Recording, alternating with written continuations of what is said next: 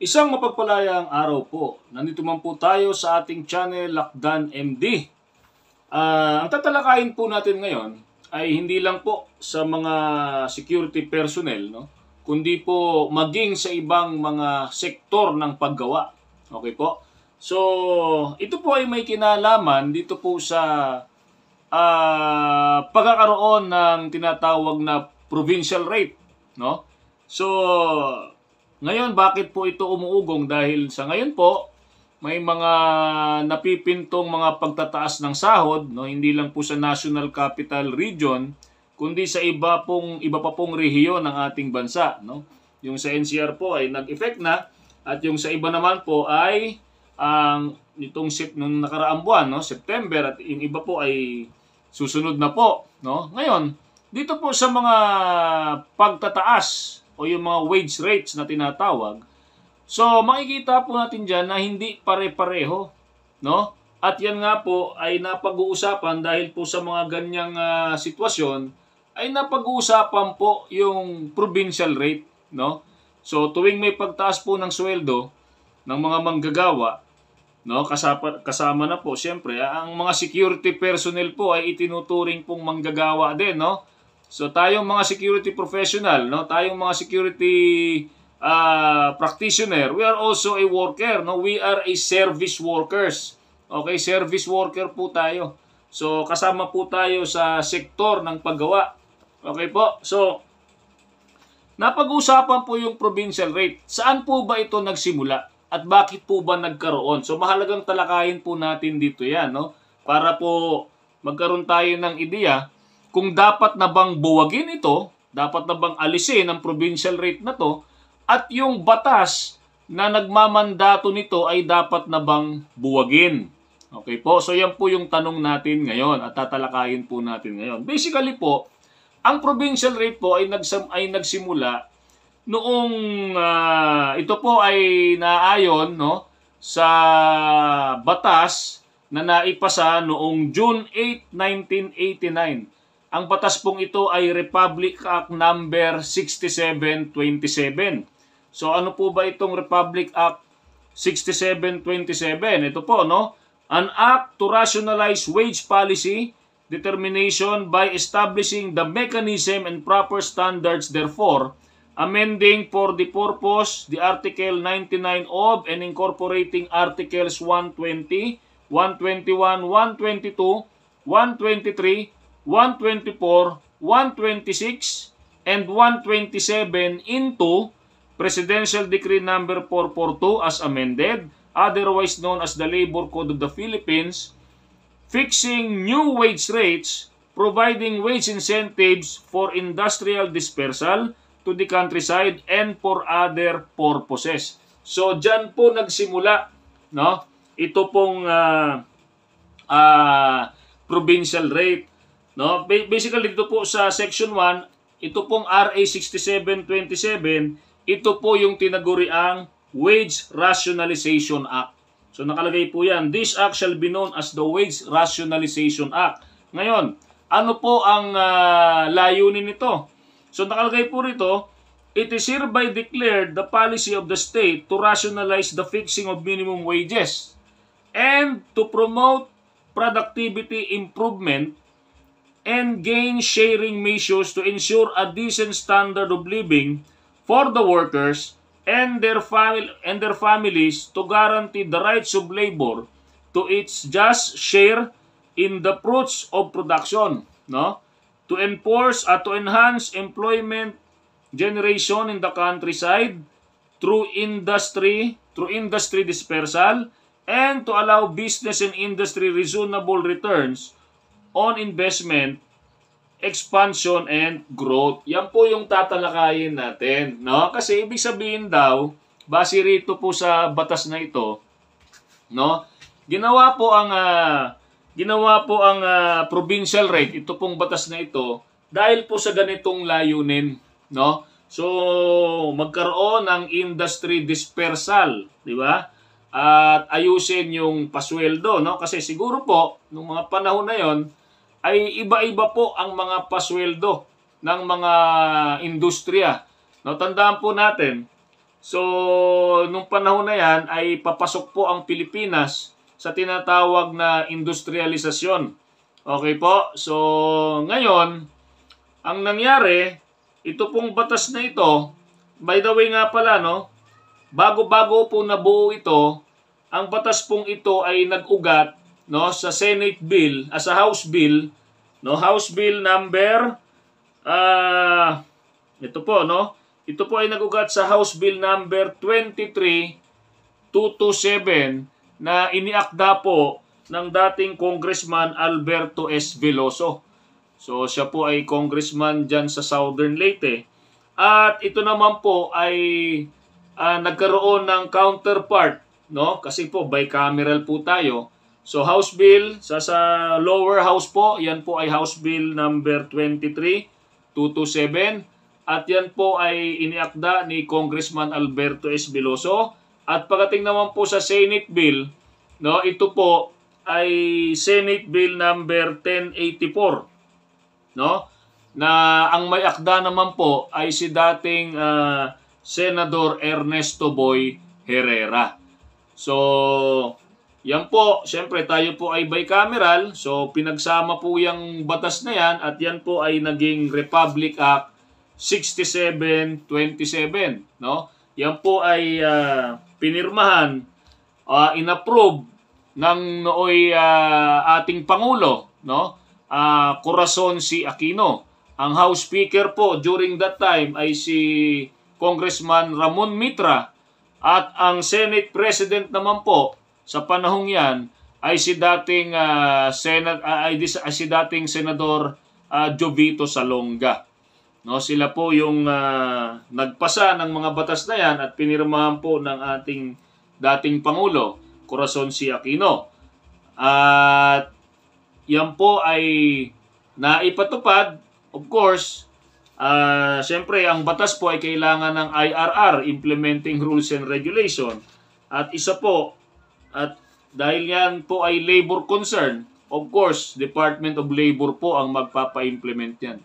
So during that time po, ang Secretary of Labor ay si dating Senador Franklin Drilon. Siya po ang Labor Secretary nung panahon ng Pangulong Aquino. Okay po? So isa siya sa mga naging secretary. Okay. So ngayon, kung titingnan po natin, maganda po sana ang layunin ng batas. Okay? Pero tandaan po natin, ang batas pong ito ay 1989 pa. It's almost 35 years na po. No? Kung bibilangin po natin mula 1989 hanggang ngayong 2024, no? 35 taon na po ang batas na ito.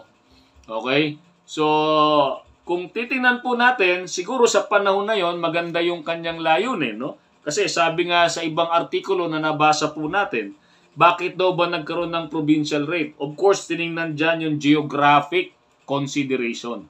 So, iba daw po ang sitwasyon sa Mega Manila o yung tinatawag na National Capital Region kumpara po sa rural areas or provincial areas.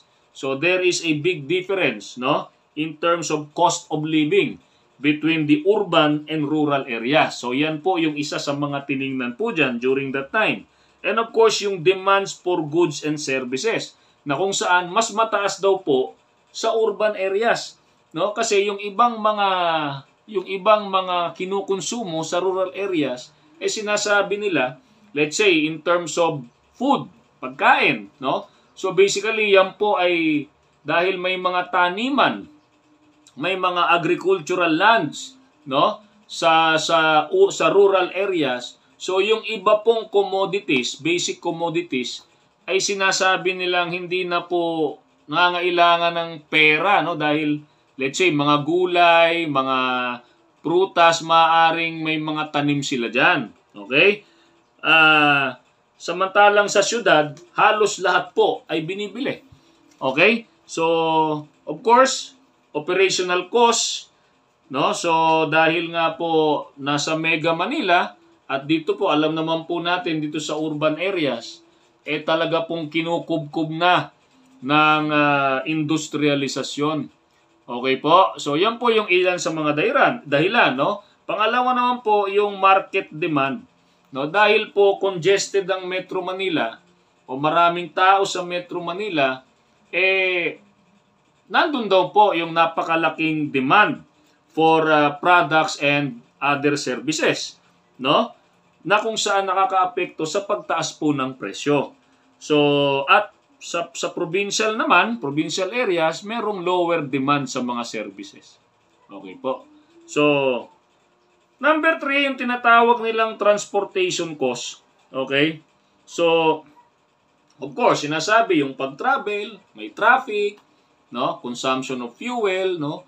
From dun sa mga mga place of industry, delivery of services, so it consumes fuel na nakaka-apekto po doon sa pagtaas po ng presyo. So yung mga ganyan po can result higher rates for goods, no? So nakaka-apekto sila. Okay po? Ika-4, yung tinatawag na economic activity, na kung saan po mas matindi po ang economic activity sa Manila. Okay? So which demands competitive market and higher economic activity. So mataas yung purchasing power. So isa pa diyan yung regulatory framework, no?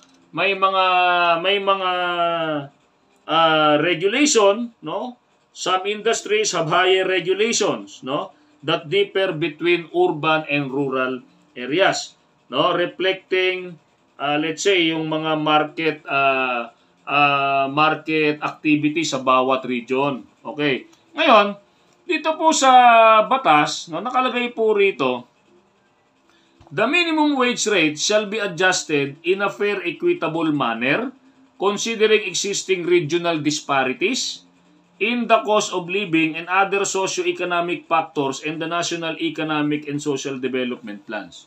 So, ano po ba sa panahon kasi ngayon, parang nakikita po natin bakit po maraming bumabati ko sa provincial rates. Halimbawa po, no? Ito po, personal experience, no?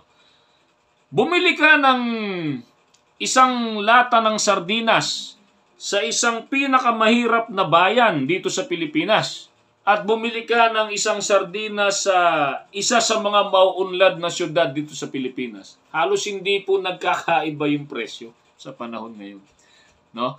So kung minsan nga mas mataas pa yung presyo sa mga mahihirap na bayan dahil ang katwiran ng mga sari-sari store o yung mga retail establishment,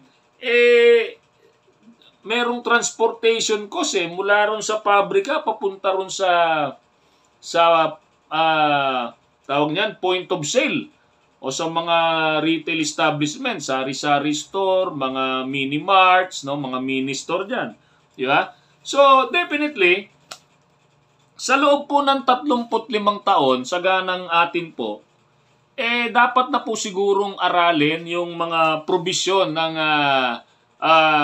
Republic Act 6727, no? Kasi po mukhang ang nangyari lang po dito sa layunin nito, yan, no?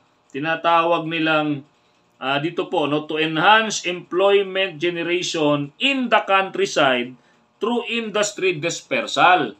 Mukhang yun lang po ang nangyari kasi dahil po mura ang lakas paggawa, dahil po mura ang labor force sa probinsya, ang ginawa po ng mga negosyante, especially po ng mga multinational companies, no, doon po sila nagtayo ng mga planta.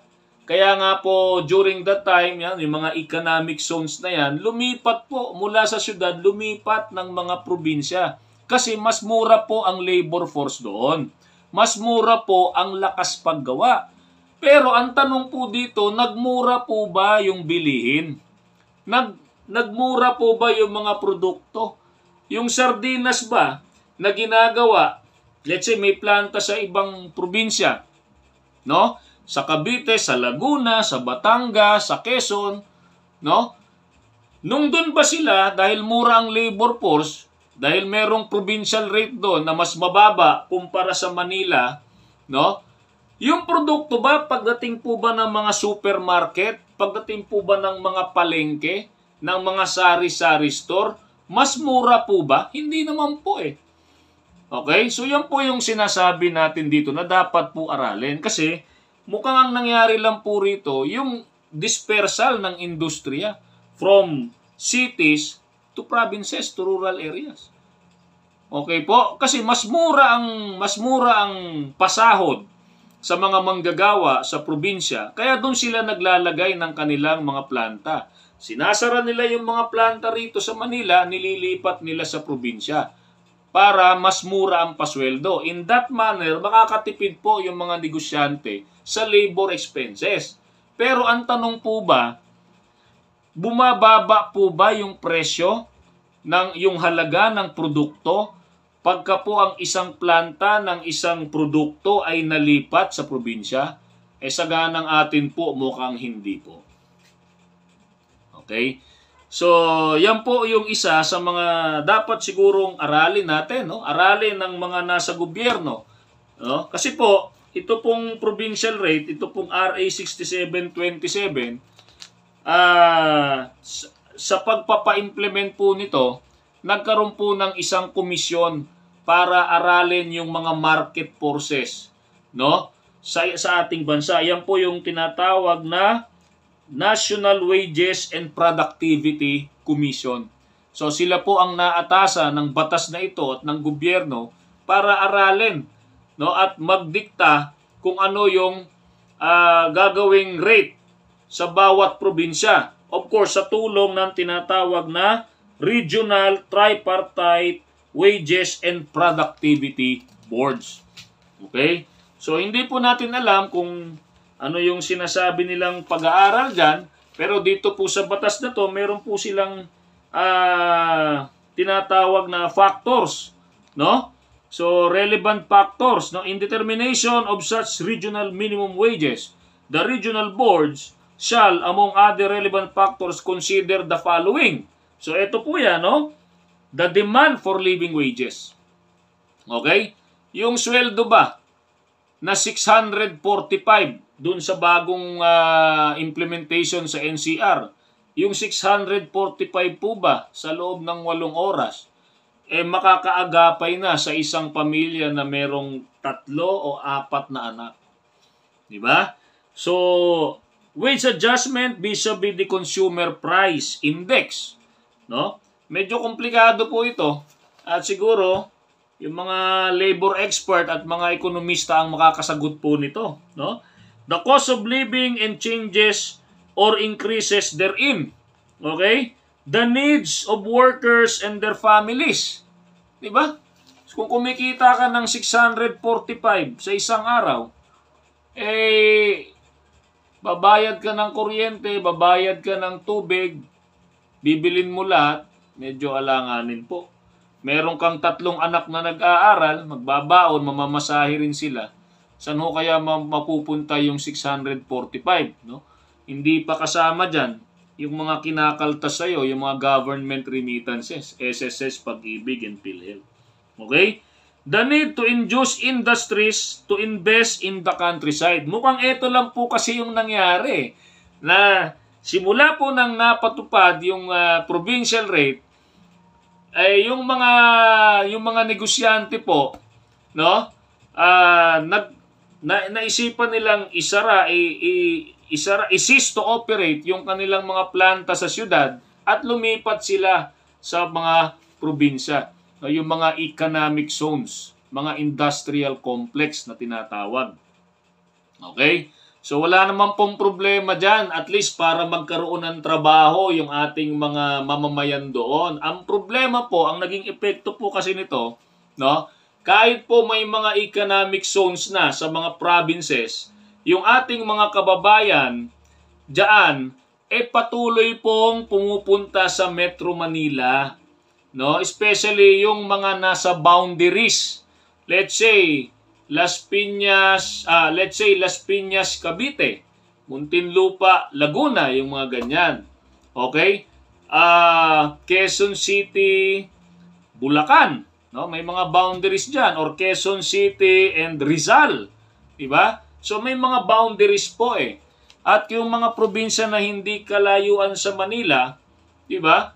So karamihan po talagang hindi lang po yung mga probinsya, kundi iba't iba talagang pumupunta sila sa Metro Manila, sa NCR dahil dito mas maraming opportunities.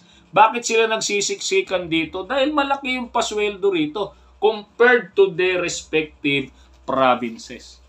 Okay? So, pag mawala po yung provincial rate, meron po tayong mareresolve dyan. Okay? So, tatalakayin din po natin yan.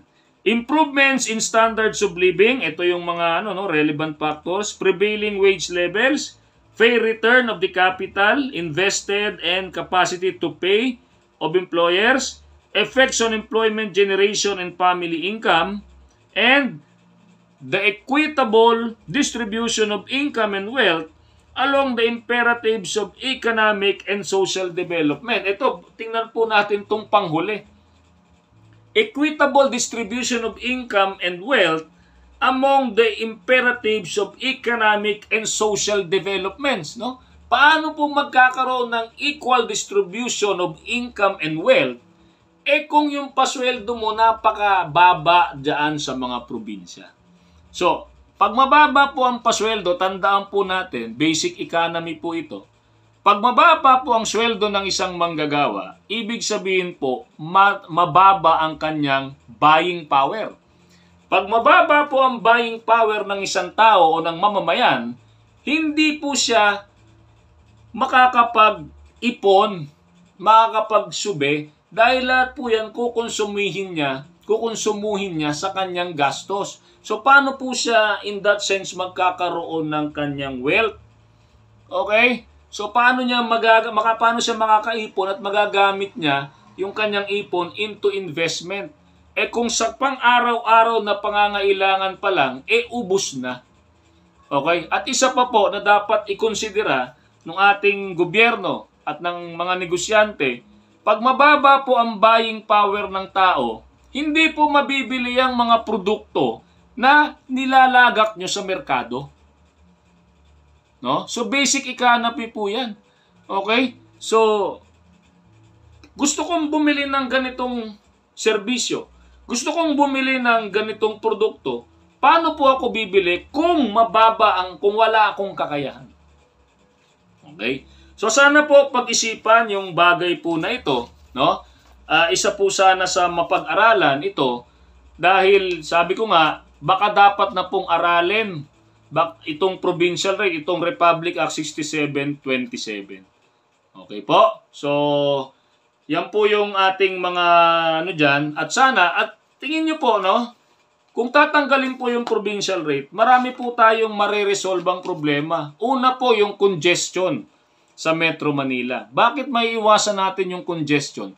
Kasi yung mga manggagawa natin na nasa probinsya, dahil ang sweldo ay parehas na, equal na. So, hindi na sila pupunta rito sa syudad para dito humanap ng opportunities. Kundi, doon na sila. Okay?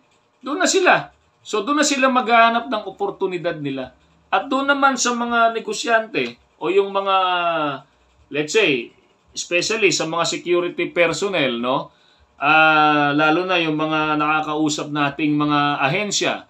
Diba? So, hirap na hirap sila humanap ng mga gwardya na ipopwesto sa mga kliyente nila, lalo na kung yung kanilang mga kliyente located sa mga boundaries between NCR and the provinces. Gaya nung sinabi ko sa inyo kanina, Muntinlupa, Laguna, Las Piñas, Cavite, Quezon City, Rizal or Quezon City, Bulacan, Valenzuela and Bulacan, So yung mga ganun Diba?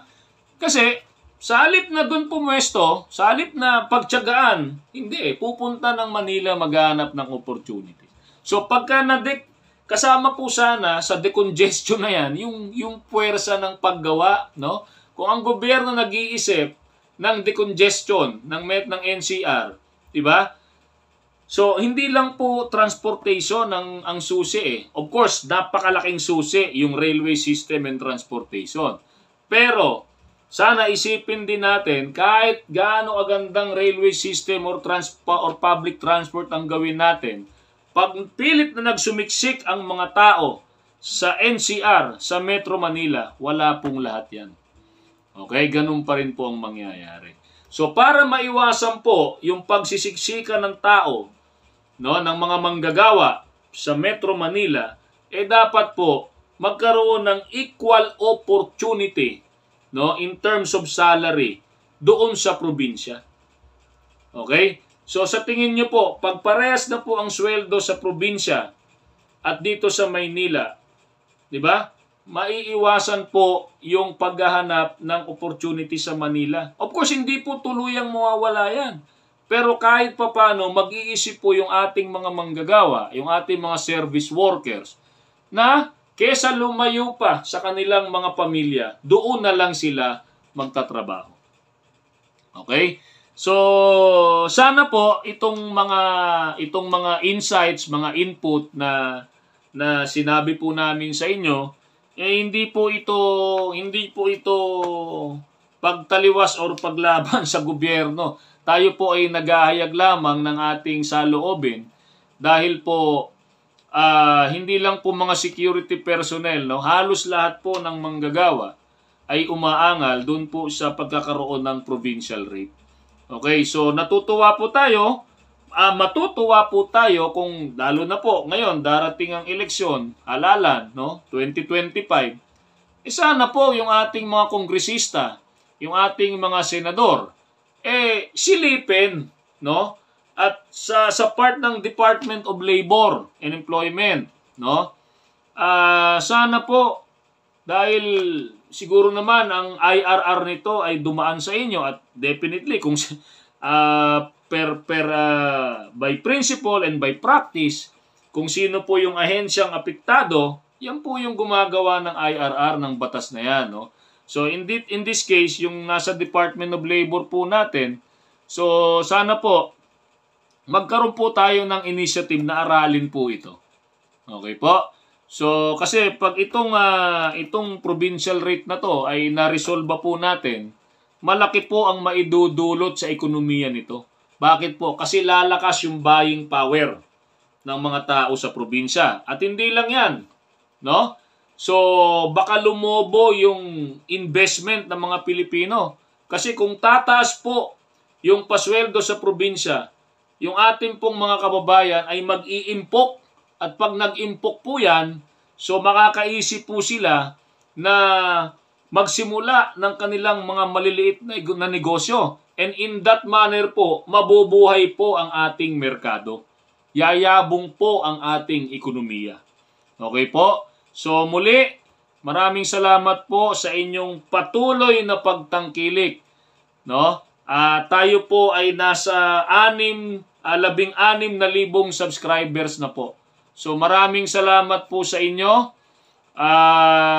Stay safe, be alert, and be aware.